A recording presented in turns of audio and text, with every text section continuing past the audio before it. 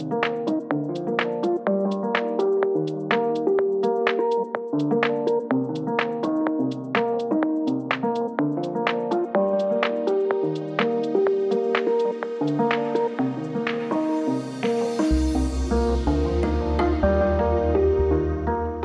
visi, atkeliavimo iš Žvėrinčių, į gražią vietą, Lietuvos pakrašty, gal ne visai, susitikom su Gabrielė. Sveiki, aš Gabrielė, informacinio centro specialistė. Tai šiandien atvykot į Telšių regioninio padalinio Ubiškės girininkijos Žvėrinčių. Mes priklausome valstybinių miškų urėdijai. Ir čia yra miškininkų įkurta vieta, kurioje laikomi laukiniai gyvūnai aptvaruose. Pas mus lankymas yra nemokamas ir lankytojai atvykę tiesiog čia prie šitos vietos gali paimti lankstinuką, kurioje randa schemą ir parodyta, kokiam aptvare kokie laukiniai gyvūnai gyvena ir trumpus jų aprašymus. O kokia bendra teritorijos plotas? Plotas bendras yra apie 70 hektarų. Tai aptvarai yra tikrai didžiuliai, gyvūnams sąlygos yra tikrai labai geros. Ir pas mus galima pamatyti 8 rūšių gyvūnus. Iš žolėdžių būtų danieliai, muflonai, elniai, stumbrai, taip pat tarpaniai ir žemaitukė.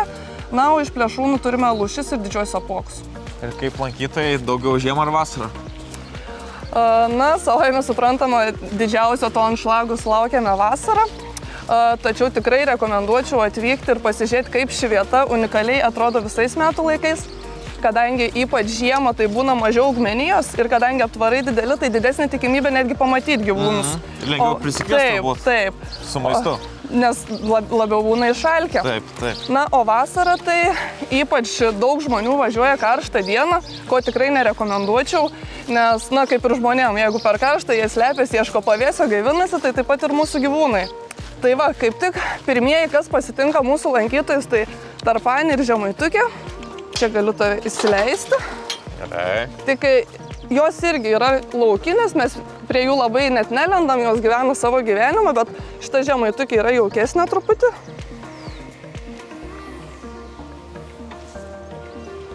O tarpanė truputį atsargesnė. Prisibijo, ne?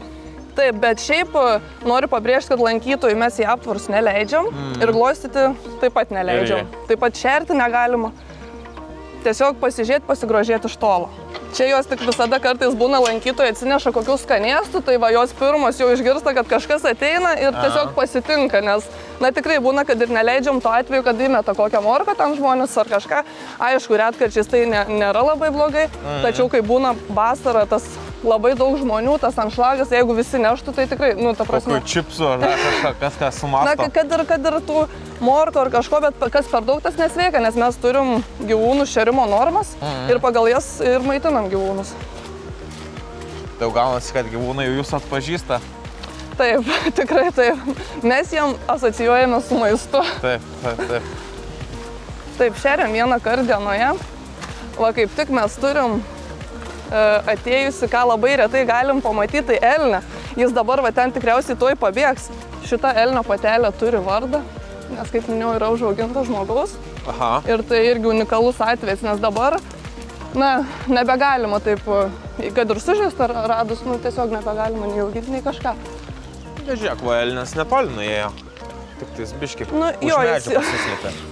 Labukas.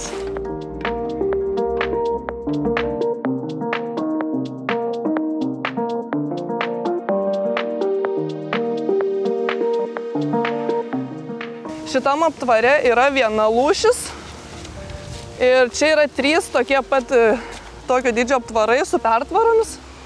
Ten, kur gyvena 3 lūšis, yra sujungti 2 aptvarai, o štai šitame yra viena lūšis. Ir jei tikrai matot, truputį mes apipjaunam žolę, viską, tačiau viską taip visiškai neišpjaunam, nes norim jiem palikti kuo natūralesnes sąlygas ir kad jaustųsi kaip namie. Kiek skaičiau, kad ten Lietuvoje apie 100 tik tais lūšių laisvėje gyvenančių? Na, dabar turėtų truputį daugiau būti, nes yra atsigavusi populiacija. Ir Žvėrinčius yra tokia vieta, kuri, nežinau, dabar tiksliai prieš gal 10 metų dalyvavo projektuose, kadangi lūšis ten buvo ties išnykimo, galim sakyti, riba. Tiek apuokai, jie yra, abi rūšys yra įtrauktos į raudonąją. Taip, raudonąją knygą. ir bandė atstatinėti jų populiaciją, tai va būtent čia buvo veisiamos lūšys ir paleidėjamos į laisvę. Taip pat projektas buvo toks pat su apuokais. Šiaip dažnai būna medžiuose, bet dabar kaip tyčia nėra. Į šitą medį lipa, va ten ir būna va tokiam aukštį, ten 20 metrų jo. Čia turėtų... Aš taip niekad lūšies ir nebuvau matęs gyvai. Čia Žemaitijoje tai esu gal 3 kartus mačius per kelią, kai perbėga, tai... Bet tikrai labai gražus gyvūnas. Jo, egzotika. Jos tokios ramios, to katiniško ramumo turi. Bet šiaip prisibijo žmonių, ne? Nu jo, tokios jos atsargios labai. Vis tiek išlieka pas laukinį gyvūną tas toks savisaugos instinktas ir kad slėptis, pritupi ir galvoju, kad jos dabar nebematom. Na, kiekvienas, kaip aš sakau, sveikas laukinis gyvūnas turi bijoti žmogaus. Nes jeigu jis jau nebebijo, tai arba yra prijaukintas, arba jam kažkas negerai. Arba jisai niekad nėra matęs žmogaus. Jei nebijo? Jo. Na vis tiek tas instinktas yra, pažiūrėk, kai eini į mišką ir tu nepamatysi lūšės, tikrai nesi kažkur gal ir yra, gal į pirmą kartą ją mato, bet jį vis tiek slepiasi. O kaip šiaip žmonės šeimom važiuoja, ar su draugais, kokia yra tendencija? Taip, dažniausiai šeimom, pilnom mašinom, taip, dažnai būna, nu tiek mamos, tėčiai, vaikai, tiek dažnai būna, kad labai gražu žiūrėti, senelį anūkus atsiveža, nu parodyti tokią vietą. Parodyti gamtą. Jo, ir tikrai, nu čia yra ką veikti. Vieną page žvėrinčių rekomenduočiau, jau susiplanuoti, kad 1-2 valandas mažiausiai jau čia prabūti. Jeigu taip neskubant, viską apžiūrint. Taip, tai yra ir stalai, pavėsinės. Piknikui. Taip, žmonės gali pikniką pasidaryti. Čia galim taip pat stabtelti prie didžiųjų apuokų. Turime 8 didžiuosius apuokus. Ir jie irgi, va matot, vienas jau nuskrido. Ir jeigu nėra žmonių, tai jie va čia tupi ant tų šakų, viską. Tačiau jeigu yra, tai jie iškart ten turi savo tokį namelį. Žolėdžiai dar ateina prie maisto, bet va plėšrūnai, tai galėtum jiem padėti, jie neitų iškart, jie tik naktį labiausiai maitinasi tiek lūšis, tiek apuokai.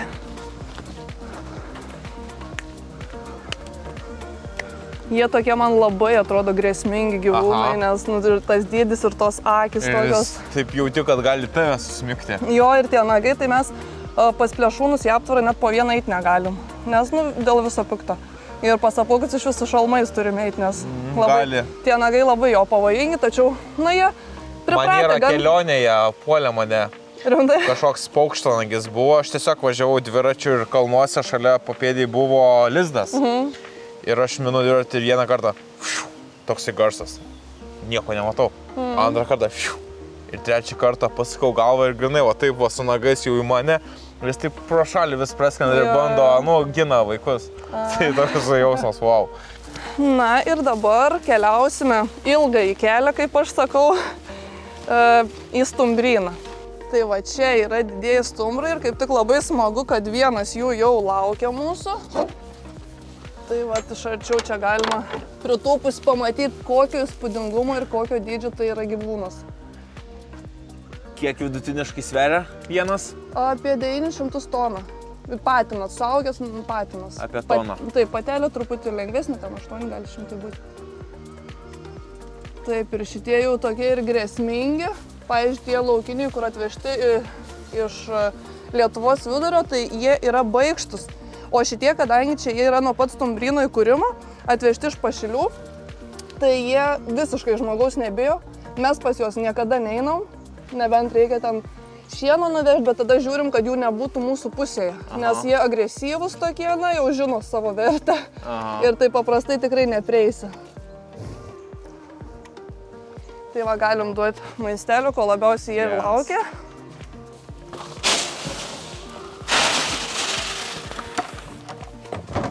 Tai jie yra didžiausias, kas pritraukia žmonės. Nes tų danielių ten ir kitur galima pamatyti, o va stumbrai čia Žemaitijoje, tai va vienoje vietoje pas mus. Tai va, netrukdykim jiems pakauti. Ir va, kaip ir minėjau, tikriausiai išgirdo keturračio garsą ir jau suprato, kad reikia ateiti.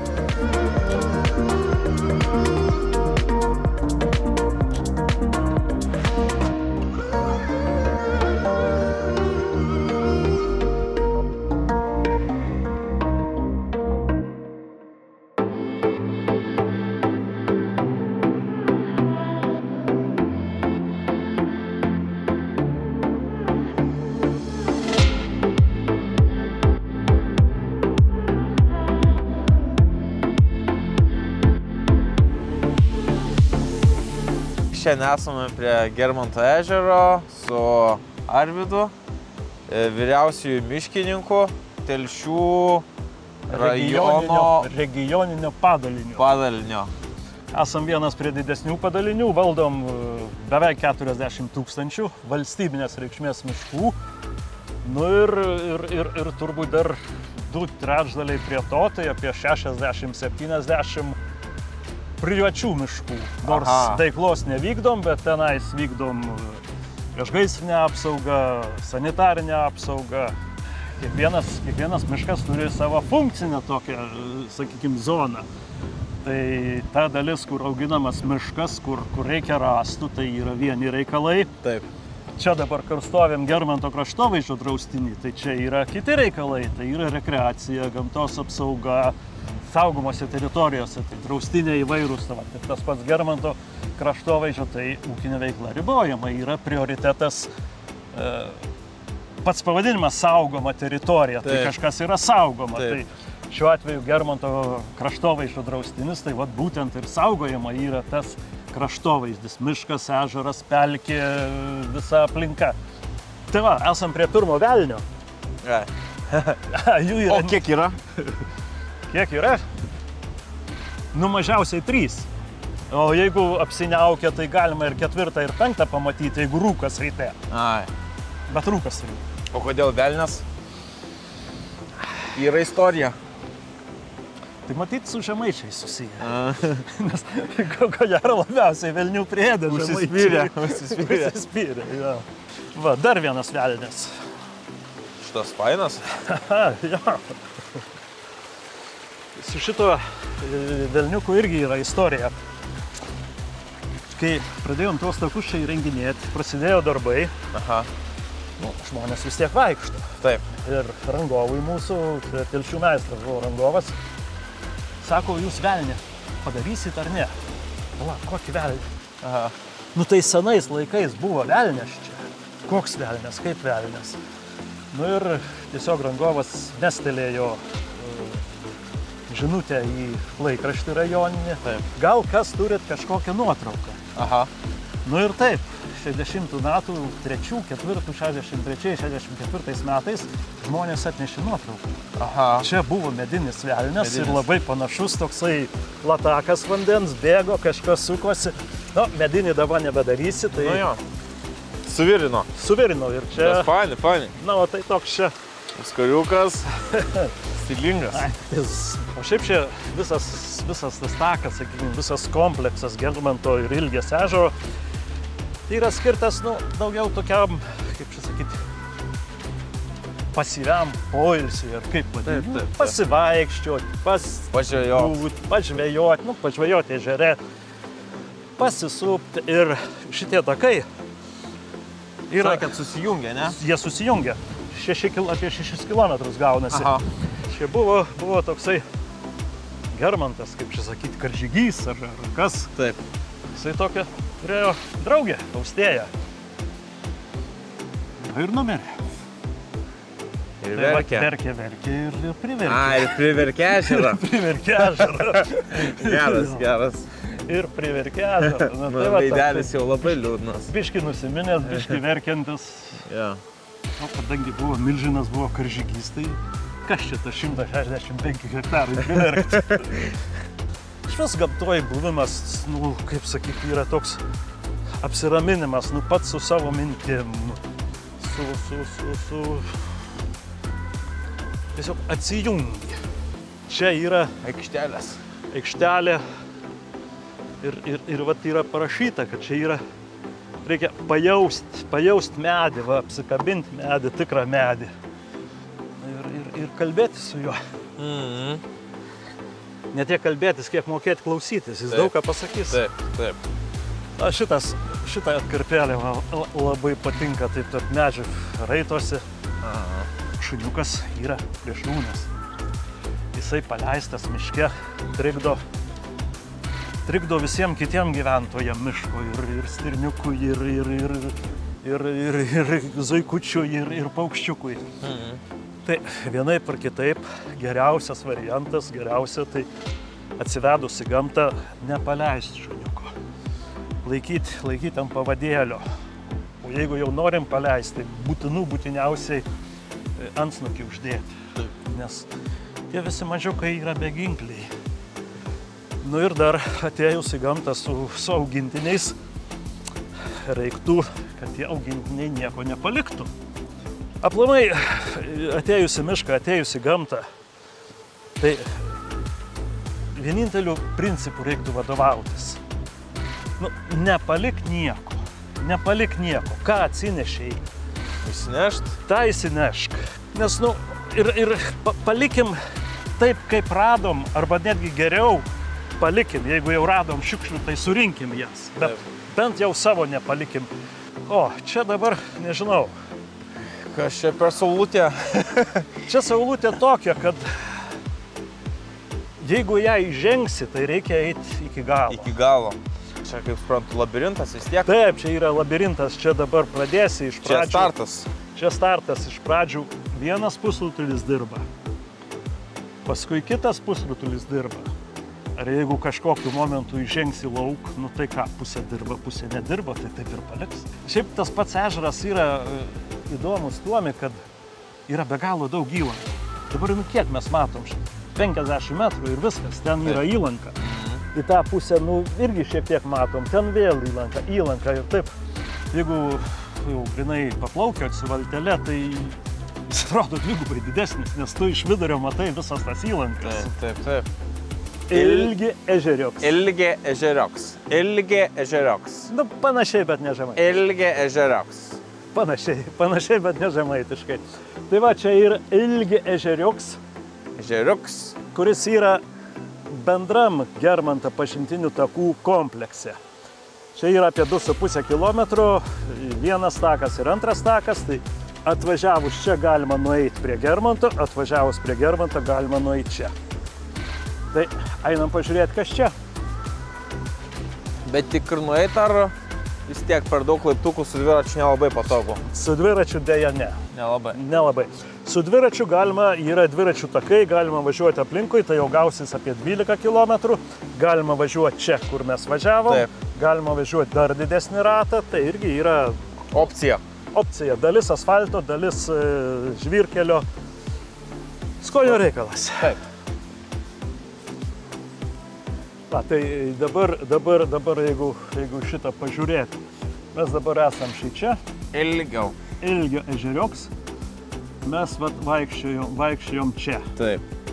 Tai visi šitie taškiukai, tai reiškia vienoks ar kitoks takas. Tai vienas ratas, antras ratas, o čia va pėsčiom šitas mažesnis ratas, kurį galėjom eiti.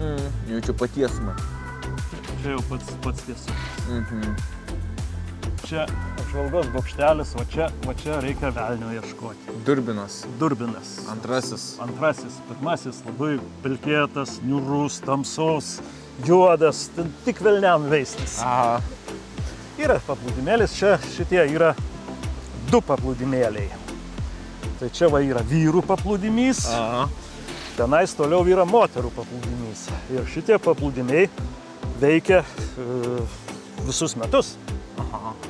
Tai čia yra sveikuolių paplūdimiai. Žiemą yra eketė. Taip. Prasikerta, pasistatė suoliuką, pakabėlę ir taip sąlyginai čia vyrų, ten moterų. Fainai.